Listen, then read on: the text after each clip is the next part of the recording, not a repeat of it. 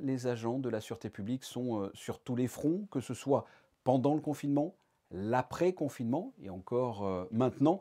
Pour en parler avec nous, le directeur de la sûreté publique, Richard Marangoni. Bonsoir. Bonsoir Fabien.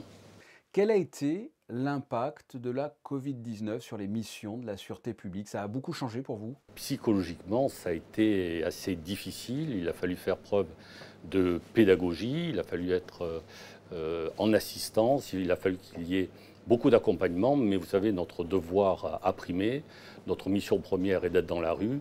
Donc non seulement le travail a été fait, mais je peux dire qu'il a été bien fait, puisque notamment pendant la période de confinement, ce sont près de 90 000 contrôles que nous avons effectués. C'est un chiffre considérable et donc je tenais encore à remercier tous les personnels de la sûreté publique qui ont accompli ces missions dans des conditions particulièrement difficiles. Et comment arrive-t-on justement à faire respecter le port du masque et également alors, le fait de ne pas le jeter sur la voie publique, c'est important. C'est complexe, ça a été complexe de faire respecter ça? Alors vous savez, on a la chance à Monaco d'avoir une police, je dirais, de proximité. Une police qui est proche de la population. Et donc nous faisons preuve toujours de beaucoup de pédagogie, de beaucoup, je dirais, d'accompagnement, d'explication. Donc nous sommes là aussi pour porter le message du gouvernement, pour expliquer pourquoi il y a ces mesures, quelles sont les conséquences de ces mesures.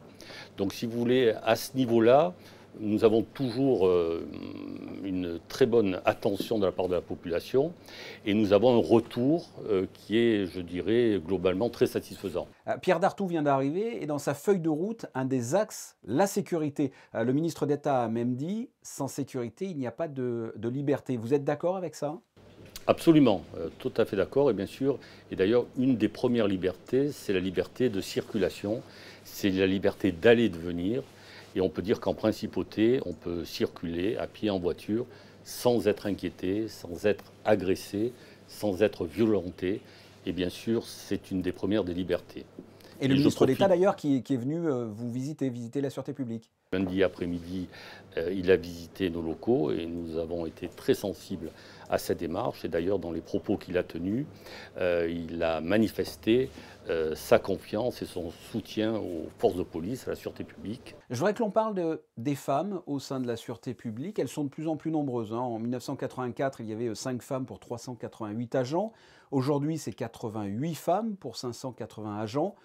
On doit s'en féliciter. C'est assez, ce n'est pas assez. On peut s'en féliciter et je peux peut-être annoncer un scoop ici à votre antenne, puisque en relation avec Monaco Info et Madame Céline Cotalorda, nous allons prochainement mettre en valeur les femmes au sein de la sûreté publique. Comme vous l'avez dit justement, il y a eu une grande progression de nos effectifs féminins au cours de ces dernières années, ce qui est une bonne chose. Et aujourd'hui, nous avons en plus des femmes en responsabilité au sein de la sûreté publique, ce qui est une très bonne chose, puisque récemment, 2 éléments féminins, Madame Audrey Corentin et Madame Isabelle Castelli, ont été nommés chefs de division. Je vous rappelle que l'organigramme de la sûreté publique, ce sont aujourd'hui 8 divisions. Et donc au sein de ces 8 divisions, 2 sont dirigées par des femmes. D'autre part, nous avons un certain nombre de spécialités, de spécificités au sein de la sûreté publique. Aujourd'hui, la sûreté publique, c'est plus d'une vingtaine de métiers. Et nous avons un certain nombre de femmes qui exercent au sein de ces spécialités, à l'égal des hommes, avec beaucoup de compétences. Et donc, je suis heureux que nous puissions les mettre en valeur très prochainement en partenariat. Sur Monaco Info, effectivement, ça va être un portrait d'une femme de la sûreté publique une fois par semaine. Et enfin, fin octobre, va débuter 3 ans de travaux avec la surélévation des bâtiments de la sûreté publique. Pourquoi? Qu'est-ce que ça va changer? Qu'est-ce qu'il va y avoir de plus dans ces bâtiments? Une partie a été construite au début des années 60 et l'autre partie au début des années 80. Donc ça commence à dater un peu. Ça n'est plus vraiment conforme à nos besoins. Donc cette surélévation, puisque nous allons avoir 3 étages supplémentaires, est pour nous indispensable car nous allons avoir ensuite un cadre de travail assez exceptionnel. Avec des nouveaux services, de nouvelles divisions? Nous allons développer et avoir un vrai laboratoire scientifique.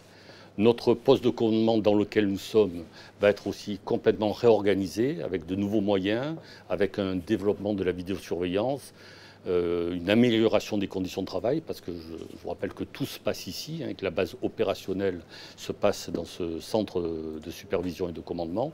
Donc effectivement, nous allons encore pouvoir améliorer sur le plan technique et sur le plan humain beaucoup de nos services. Richard Marangoni, merci. Merci beaucoup.